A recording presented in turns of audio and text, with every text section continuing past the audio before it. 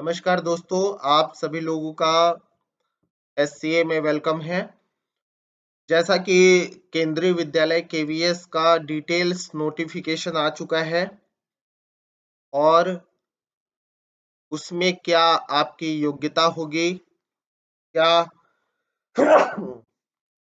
Sorry क्या criteria है, form भरने के लिए आपकी क्या एलिजिबिलिटी है, साथ के साथ इस बार आपके एग्जाम पैटर्न में भी बदलाव किया गया है। तो क्या बदलाव हुआ है, इन सारी चीजों को लेकर के हम चर्चा करेंगे। डिटेल से एक एक चीज देखेंगे। ये केंद्रीय विद्यालय की साइट है। केंद्रीय विद्यालय की डायरेक्ट वेबसाइट पे हम आ चुके हैं और यहीं से 2 दिसंबर का नोटिफिकेशन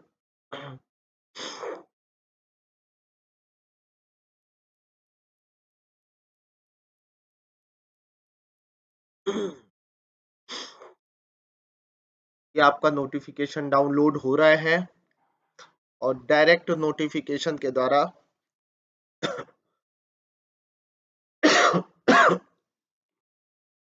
हम सारी चीजों को देखने का प्रयास करेंगे।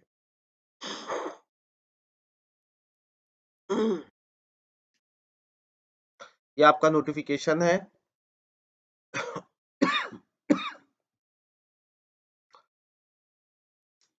Detailed advertisement number 15 2022 15/2022 direct recruitment of officers teaching and non teaching staff in Kendriya Vidyalaya. केंद्रीय विद्यालय की यह पूरा टीचिंग और नॉन टीचिंग स्टाफ का केंद्रीय विद्यालय का नोटिफिकेशन है। बाकी आपका केंद्रीय विद्यालय के बारे में सारी चीजें लिखी हुई हैं कि ये संगठन है, केंद्रीय संगठन है, शिक्षा मंत्रालय के अधीन सारी चीजें हैं। सबसे पहले देखिएगा तो इसमें वैकेंसी में असिस्टेंट कमिश्नर की वैकेंसी है। ठीक है, टोटल 52 वैकेंसी है। इसके बाद प्रिंसिपल पोस्ट की भी वैकेंसी है। 239 पोस्ट प्रिंसिपल पोस्ट के लिए आई है अगर आप एलिजिबल हो तो, और वाइस प्रिंसिपल के लिए भी 203 वैकेंसी है। अगर आप एलिजिबल है तो अप्लाई कर सकते हैं। इसके बाद विभिन्न विषयों में पीजीटी की वैकेंसी है। पोस्ट ग्रेजुएट टीचर की वैकेंसी है। पीजीटी की वैकेंसी की अगर बात किया जाए तो कुल वैकेंसी है 1409 1409 वैकेंसी है, ध्यान रखिएगा। 594 अनरिजर्व कैटेगरी में, 375 वैकेंसी है ओबीसी में, 205 एससी में, एसटी में 99, ईडब्ल्यूएस की 136। इस हिसाब से ये सारी की सारी वैकेंसी है, ध्यान रखेंगे। इसके बाद अगर बात किया जाए ट्रेंड ग्रेजुएट टीचर टीजीटी की बात कर रहे हैं, टीजीटी की वैकेंसी भी है। 3176 वैकेंसी है, 3176 अलग अलग विषयों की वैकेंसीज है। अधिक वैकेंसियों में अगर बात किया जाए तो सबसे अधिक है आपकी वैकेंसी की एंड एचई की।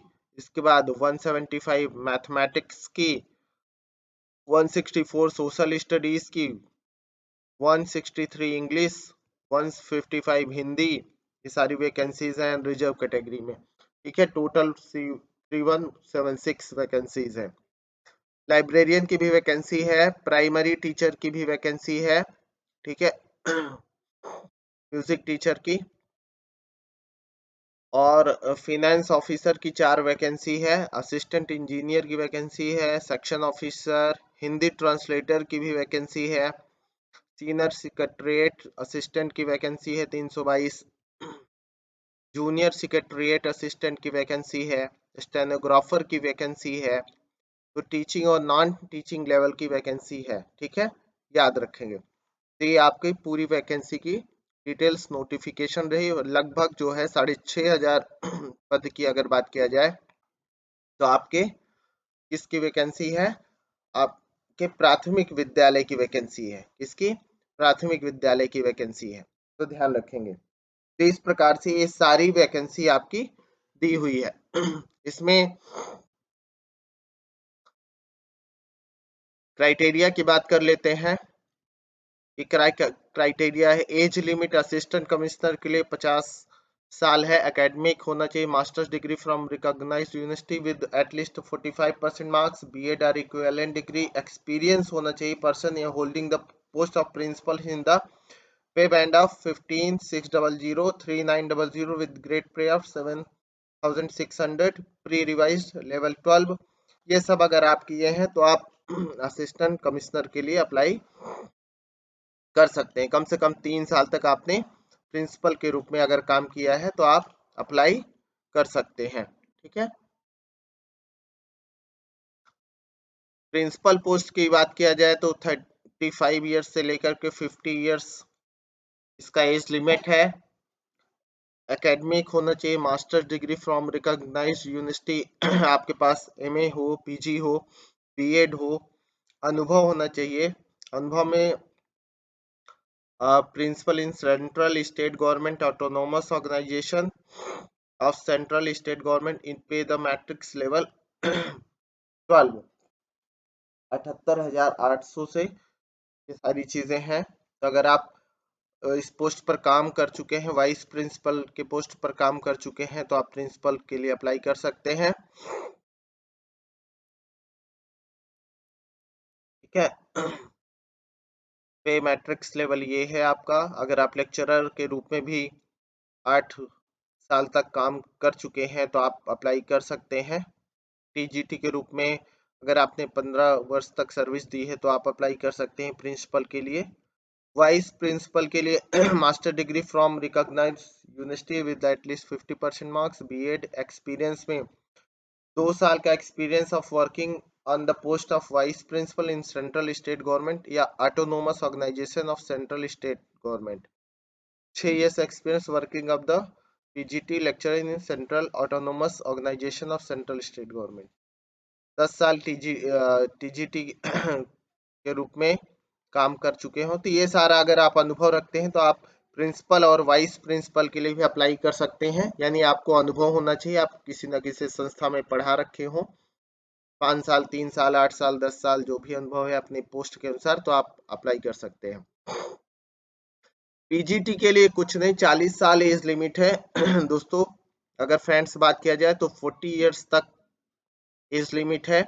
क्वालिफिकेशन में अगर बात किया जाए तो आप एमए कर रखे हो यानी पीजी कर रखा हो आपने, पीजी के साथ 50% मार्क्स के साथ इन फॉलोइंग सब्जेक्ट, और साथ में बीएड कर रखा हो। Subject post graduate level English में, पीजीटी हिंदी है तो हिंदी और Sanskrit with Hindi as one of the subject at graduate level, और पीजीटी फिजिक्स है तो इकोनॉमिक्स में है, मास्टर डिग्री है तो कॉमर्स में है। तो ये सारा अगर आपने कर रखा है तो आप अप्लाई कर सकते हैं। यानी जिस भी विषय में आप डाल रहे हैं उस विषय से आप पीजीटी डालने के लिए एमए कर रखे हो। बीएड के समतुल्य आपकी डिग्री होनी चाहिए। Proficiency teaching in Hindi and English media medium में होना चाहिए, यानी हिंदी इंग्लिश दोनों में आप पढ़ाने के लिए सक्षम हैं, प्रोफिशिएंसी रखते हैं, योग्यता रखते हैं। और कंप्यूटर नॉलेज अगर आपका है तो डिजायरेबल है, वो एक्स्ट्रा क्वालिफिकेशन में आ जाएगा। ठीक है। अन्य विषयों का क्वालिफिकेशन कंप्यूटर साइंस का दिया हुआ है कि BCA, MCA, BTech, MTech, B, ये सब कर रखे हैं तो आप डाल सकते हैं। ठीक है। At least 50% marks in aggregate in any of the following: BE, BTech from a recognized university, or equivalent degree or diploma from institutions university recognized by the government of India। साथ में अगर बात किया जाए तो एमएससी या post graduate diploma किए हो आप कंप्यूटर में, B level from DOEACC and post graduate degree in any subject, C level from DOEACC ministry of information and communication technology and graduation. ये सब अगर आप किए हैं तो आप कंप्यूटर साइंस में डाल सकते हैं। ठीक है। टीजीटी के लिए अगर बात किया जाए तो एज लिमिट 35 वर्ष है, और आप 4 years degree regional college of education NCERT with at least 50% marks in aggregate, bachelor degree 50% marks के साथ हो, और लैंग्वेज हो जैसे टीजीटी हिंदी के लिए Hindi as a subject in all 3 years, English as a subject in all 3 years, any two of the following. ठीक है, तो इस हिसाब से आप काम कर सकते हैं। एसएसटी के लिए 2 सब्जेक्ट होना चाहिए आपका। 2 सब्जेक्ट कौन सा? History, geography, economics and political science, of which one must be either history या ज्योग्राफी। हिस्ट्री या ज्योग्राफी में से एक हो, दूसरा इकोनॉमिक्स और पॉलिटिकल साइंस में से एक हो, तो आप एसएसटी के लिए अप्लाई कर सकते हैं। ठीक है, हिसाब से आप अप्लाई कर सकते हैं।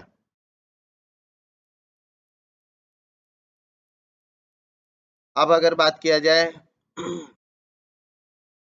ये टीजीटी पीजीटी की पूरी डिटेल्स रही।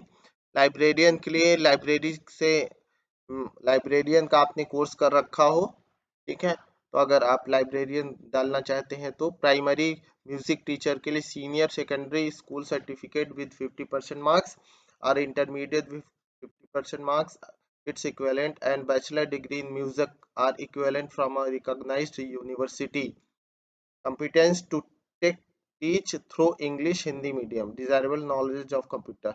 यानी कुल मिलाकर के आप ग्रेजुएट हो और साथ में आपने क्या कर रखा हो, आप म्यूजिक से डिग्री ले रखे हो, तो आप अप्लाई कर सकते हैं।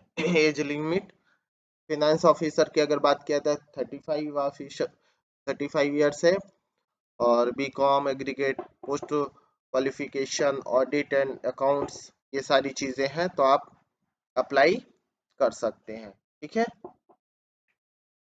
यानी कुल मिलाकर के बात किया जाए तो ये सारे पोस्ट हैं। पोस्ट के लिए एलिजिबिलिटी आप अपने अ, अनुसार देख सकते हैं कि अलग अलग एलिजिबिलिटी है। जैसे हिंदी ट्रांसलेटर के लिए हिंदी और इंग्लिश कंपलसरी सब्जेक्ट है डिग्री लेवल पर, master degree of recognised university in Hindi with English as a compulsory or elective subject or as the medium of examination degree level. ये डिग्री लेवल पर English होना चाहिए, और आप हिंदी से किए हो या इंग्लिश में किए हो तो हिंदी बीए में हो, ये सारी चीजें हैं ट्रांसलेटर के लिए। अगर आप कर रखे हैं तो आप ट्रांसलेटर के लिए अप्लाई कर सकते हैं। ठीक है,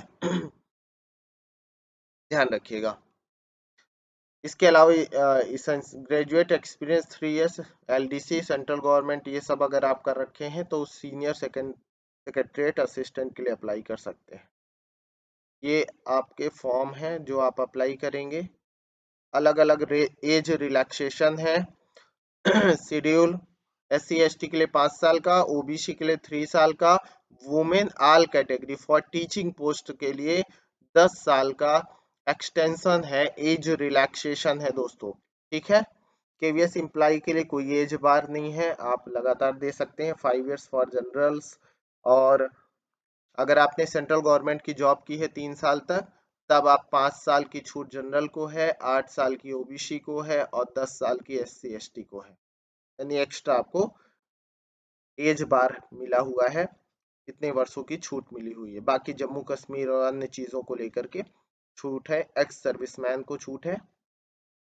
ठीक है, EWS के लिए एक चीज ध्यान रखना है दोस्तों कि आपको सेंट्रल लेवल का, आपका कैटेगरी का, अगर आप कैटेगरी पे जा रहे हैं तो सेंट्रल लेवल की चीजें लगानी है। नेक्स्चर 1 में आपका दिया है ओबीसी का, एनेक्सर 2 में दिया हुआ है SC ST का। सेंट्रल लेवल के अनुसार आपको अपना सर्टिफिकेट बनवाना है। EWS का एनेक्सर 3 में दिया हुआ है।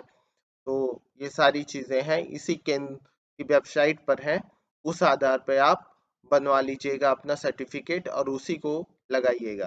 ठीक है, in case of candidates applying for the post of TGT English, Hindi, Sanskrit, Math, Science, Social Science, a valid CTET certificate issued by the CBSE on or before the last date of application is an essential eligibility criteria। यानी कुल मिलाकर के CTET भी आप qualify होना चाहिए अगर आप टीजीटी दे रहे हैं तो। और याद रखिएगा प्राइमरी दे रहे हैं तो प्राइमरी लेवल का आपका सीटेट होना चाहिए, आप सीटेट क्वालिफाई होना चाहिए। ठीक है, आपका अगर बात किया जाए तो टेस्ट सिटी, क्योंकि सीबीटी कंप्यूटर बेस्ड एग्जाम होना है, तो टेस्ट सिटी दिया हुआ है अलग अलग राज्यों में कहाँ पर आप सेंटर ले सकते हैं, कहाँ पर आप अपना सेंटर एग्जाम का ले सकते हैं, ये सारी चीजें वहां पर दी हुई हैं। ठीक है, याद रखिएगा कि जो भी आप सेंटर चाह रहे हैं, जिस भी राज्य से आप बिलोंग कर रहे हैं, आप अपने राज्य के अनुसार सेंटर चूज कर सकते हैं जहां भी आप एग्जाम देना चाह रहे हैं।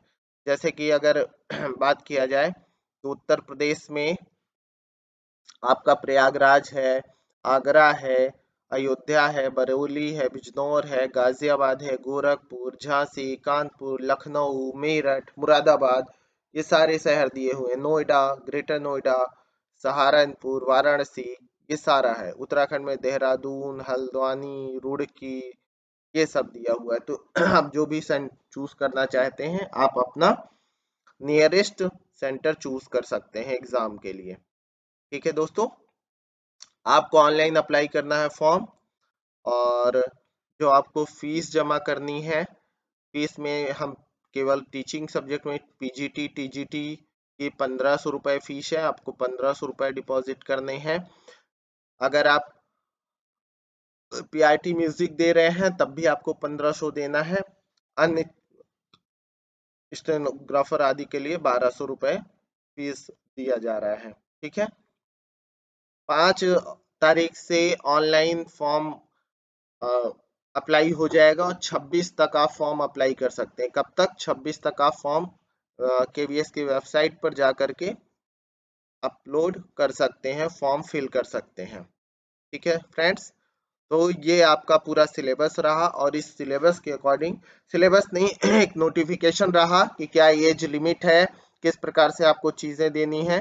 तो 1500 रुपया भरना है, 1500 रुपये फीस है दोस्तों, पीजीटी टीजीटी और पीआईटी म्यूजिक की। साथ में आपकी एलिजिबिलिटी क्राइटेरिया मैंने आपको बताया है सभी लोगों को, दोस्तों को। अब आपका बात करते हैं कि क्या सिलेबस है। सिलेबस क्या है, सिलेबस पर एक बार चर्चा कर लेते हैं कि अगर बात किया जाए तो क्या सिलेबस रखा गया है इस बार। आपके एग्जाम का सिलेबस क्या है।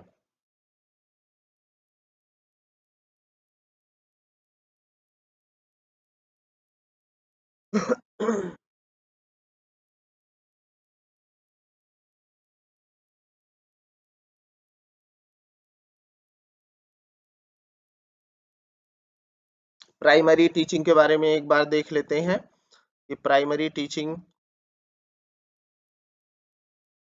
ये प्राथमिक विद्यालय का नोटिफिकेशन है। प्राथमिक प्राइमरी लेवल का, प्राइमरी लेवल पे अगर बात किया जाए तो 6414 सीटें हैं।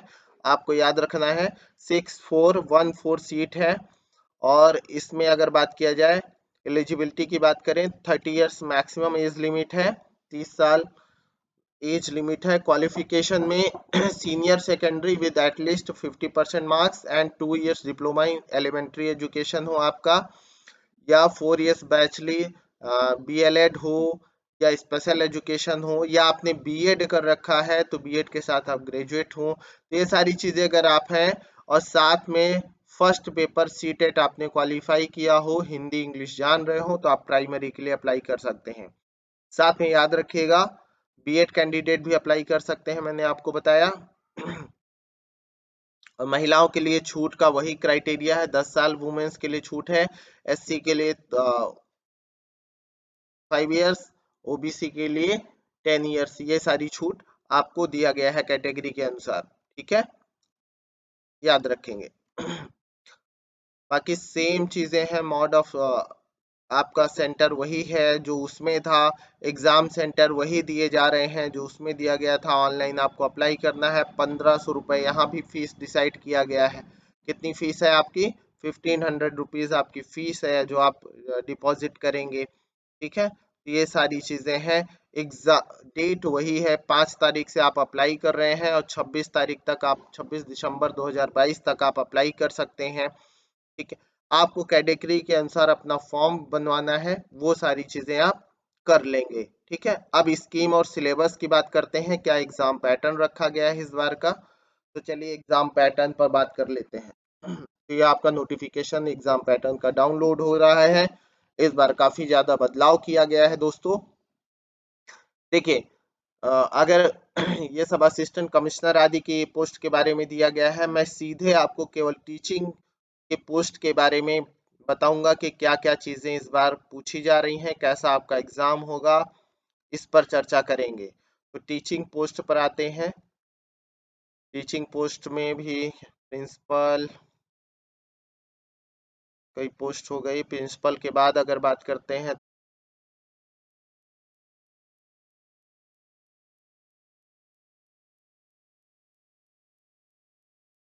वाइस प्रिंसिपल की पोस्ट हो गई। वाइस प्रिंसिपल के बाद अगर बात करें तो आपका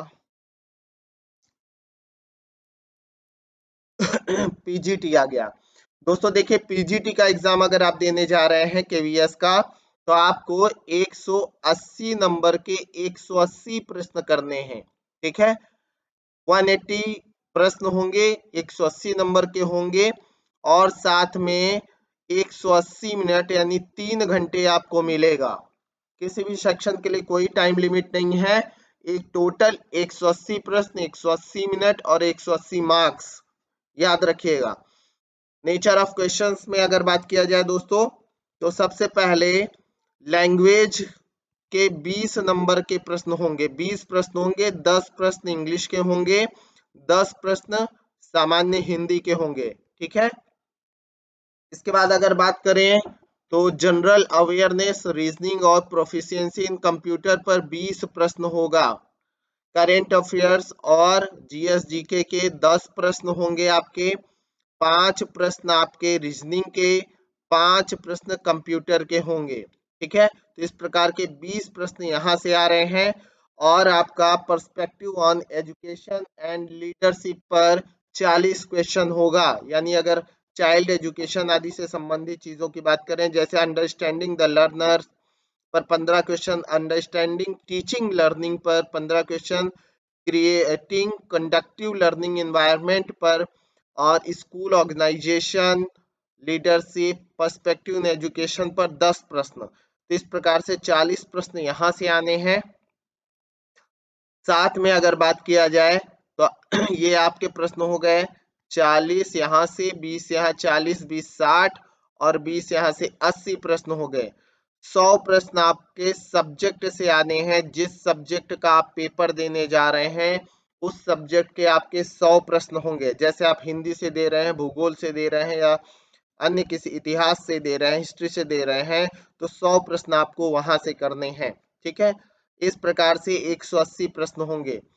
the professional competency test in 60 marks, demo teaching 30 marks, interview 30 marks. ठीक है, the weightage written test and professional competency demo teaching 15 and interview 15 will be 730।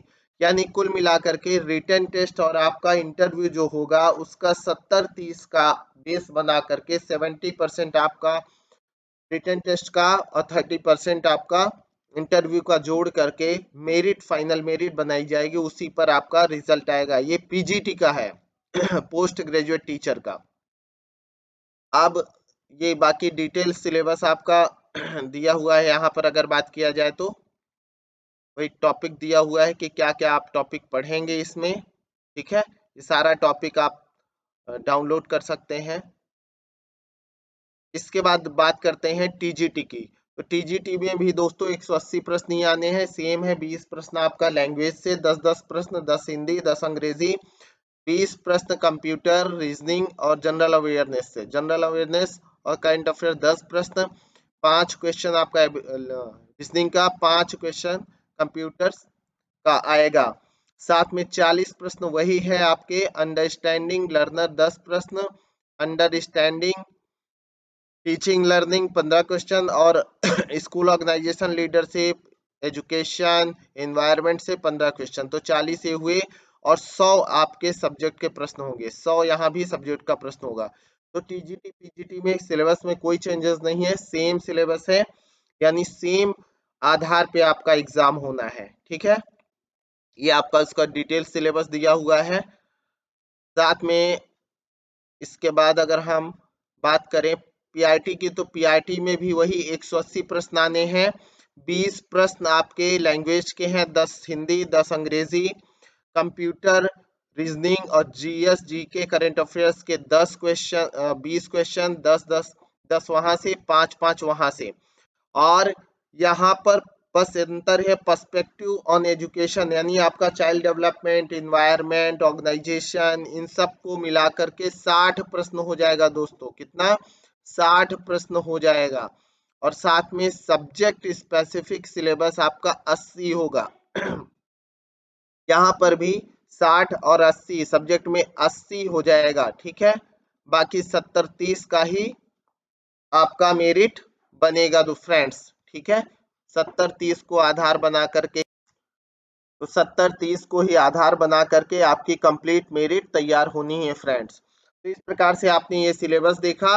इसमें सब्जेक्ट को आपको अपने सबसे ज्यादा मजबूत करना है। अब तैयारी का तरीका क्या होगा कि आप अपने विषय पर सबसे ज्यादा मजबूती रखिए, क्योंकि 100 प्रश्न अगर टीजीटी पीजीटी दे रहे हैं तो आपके विषय के हैं, और अगर पीआईटी दे रहे हैं तो 80 प्रश्न आपके विषय के हैं। दूसरे नंबर पर सबसे ज्यादा है आपका चाइल्ड एजुकेशन और लर्निंग, ऑर्गेनाइजेशन, इन्वायरमेंट, इन सब चीजों पर आपके पीआईटी में 60 प्रश्न और टीजीटी पीजीटी में 40 प्रश्न है, यहाँ पर आपको ध्यान देना है। फिर 20 प्रश्न में आपका 10 प्रश्न है आपका जनरल अवेयरनेस और करंट अफेयर्स, जिसे आप निश्चित रूप से तैयार करेंगे।